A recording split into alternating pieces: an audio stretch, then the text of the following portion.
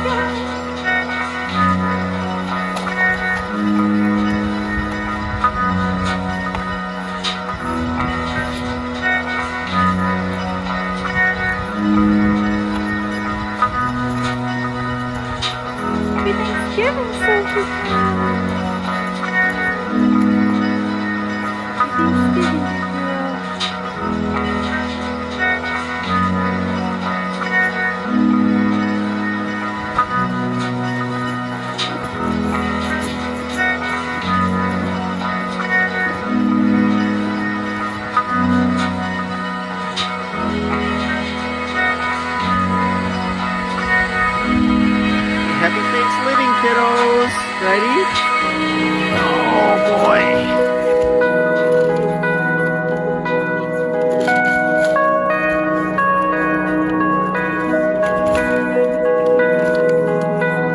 There he goes.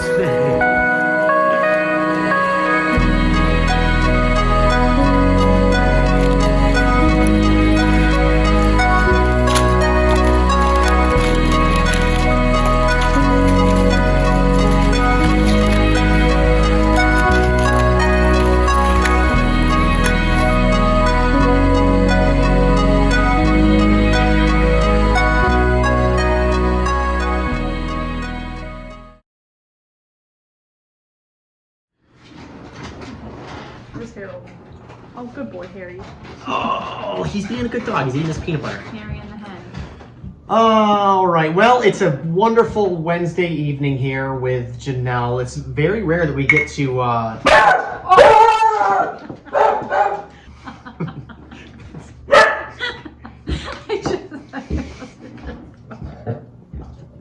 You know what it was? It was a clanging of I hearts. know! He thought somebody was knocking. It's very rare that we get to spend time and like catch up and talk about stuff, but a lot has happened since you and I drove to pick Eldo up and bring her back here. So we got her here Sunday night, got her settled in.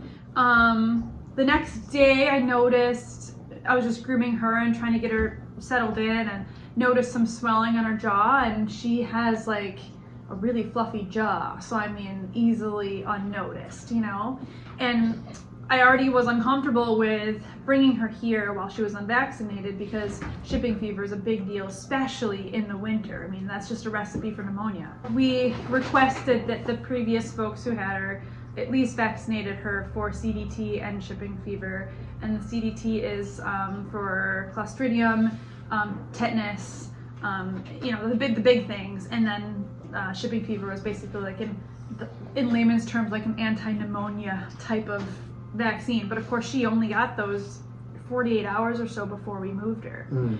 We were super anxious just to move her in general, but then on Monday when I noticed that she had that swelling in her jaw, my heart just sank. When you texted me, I was like, no, come I was on. like, she's a baby, she doesn't have a mama, she's blind, she has no Really idea what's stacked up going against on. her. Yeah, big time, and unvaccinated. So, and we don't know if she got cholesterol from mom. So, no immunity. I mean, we don't even know really how is she alive. It's amazing. She's a miracle. Anyways, I called our vet who happens to live right around the corner, and they're pretty amazing. He didn't think it was an infection necessarily, but then he took her temperature and we realized that she had a fever. So then my heart sank even more.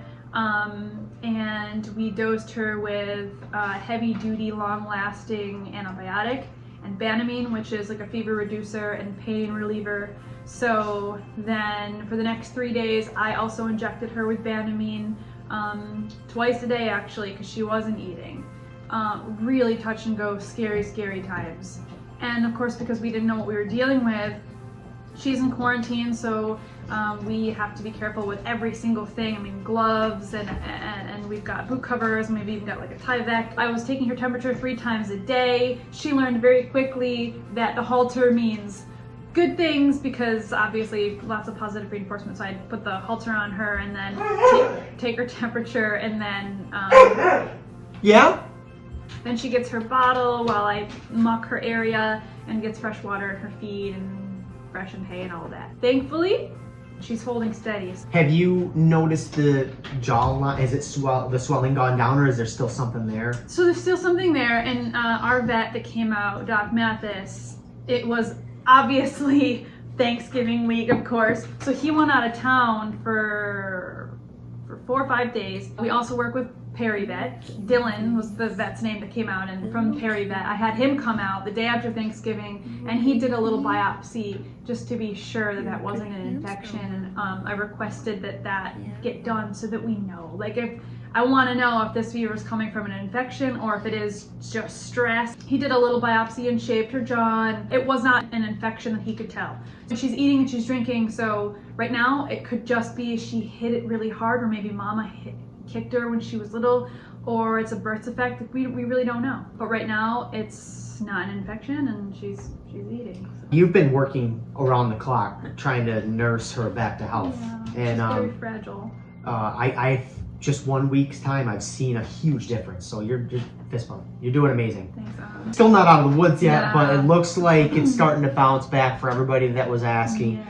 Now the next thing we want to talk about is that donor wall. Yeah. So that's for anybody that's donated $100 or more. And we've changed that. So originally we had to fundraise pretty quickly in the spring to build a chicken coop that was going to cost us about $1,000, and then an outdoor aviary that still is going to cost us quite a bit. But we needed to fundraise quickly, so we had the idea of anybody who donates $100 towards the chicken coop is going to have their name on the chicken coop.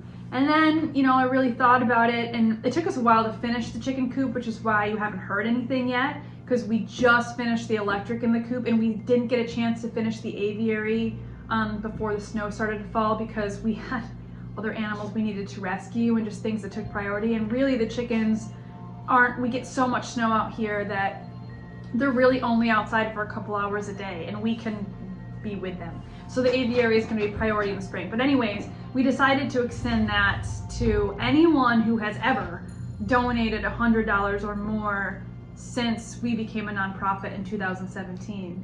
And so that's pretty freaking cool. Yeah. And the way we're doing it is we've kept track of everybody's name who's donated through PayPal or through check or have mailed us a donation. Everybody's name is going to be, there's a way we're doing it, it's very artsy, but it's going to be on old pieces of barnwood that are going to be kind of like patchworked together on this bigger, larger wall on the upstairs of like our event center, and it'll be here forever. So I love that. Do you know where it's going to go yet? I'm thinking where like the rack is, like the where you hang. Oh, the coat rack. That's yeah. a great, yeah. Yeah.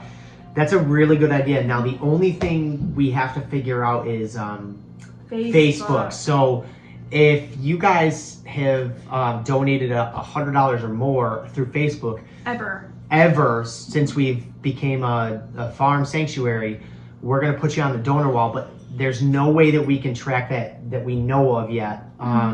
So if you want to be on the donor wall, send us a message. You can message me on the Vegan Homestead, or you can message one of us will see it. Yeah, just let us know, because we want your name to be on there, because you are a large reason why we are able to operate. Yeah. And we want to thank you for that. We want your name to be in our event center, where hopefully we're going to have a lot of events coming up this summer. Yeah. And spring We and are fall. a huge family, and you are 1000% a part of it. You guys are just as important as we are to running this. I posted something on our Patreon about like a Q&A, and everybody wants to know where you get all of your knowledge from. How do you know what you're doing? Yeah, you tell them. I've been around horses since before I could walk. My grandmother started the tradition. She loved horses growing up. Then she taught my sister and I to love horses growing up. They became therapy for us in our lives. I got my first job on a horse farm at I think like 11 or 12 years old. And my twin sister and I, Jasmine, who's also on the board of Mockingbird, she and I were taking care of a horse farm 5 days a week as 12-year-olds. I mean, I can't even like kind of comprehend that. I've been taking care of large animals for about 24 years, which is mind-blowing. I've had experience taking care of chickens and cows in one way or another. Cows are the newest animal though that I've had to learn and step outside of my comfort zone. And really where it comes from is humbling yourself and making those connections with, I mean, everyone's gonna have an opinion, but there's no opinion that I value more than a vet. We work with 6 different vets in our local area, having these conversations with veterinarians, and we bounce ideas off one another. That's where it's at for me. We only take in what we know we can handle, and so I've had a lot of great mentors along the way too. If you guys like this kind of video and you have any other questions for Janelle or farm related, leave them in the comments below. And when the dogs stop running back and forth, we'll shoot another video. Thanks for hanging out, and we'll make sure we give you guys more Eldo updates as time goes on. Yes. Now I'm going to drive back to Syracuse. No.